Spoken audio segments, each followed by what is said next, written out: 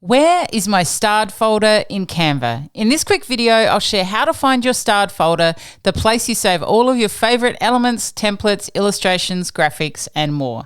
This is a Where in Canva video where I help you find features or tools which may have changed or moved in Canva so you can get your work done more efficiently. I'm Donna Moritz, Aussie Canva verified expert and top template creator for Canva. Let's do this. Previously, your starred content was in the projects section, but now it's in the templates section. Hit templates, then choose starred, and you'll see all of your starred templates, elements, and more.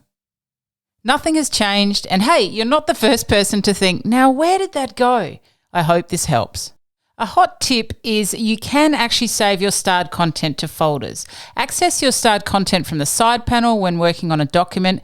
You can't actually save templates to folders from your starred collection, but you can save elements, so graphics, illustrations, photos, and more, but not videos. If I click on this photo, you can see I have the option to add to folder. I've already set up my folders. I have an elements saved folder, so all I need to do is find that, scroll down to the relevant type, which is photos, and I can save this in my folder.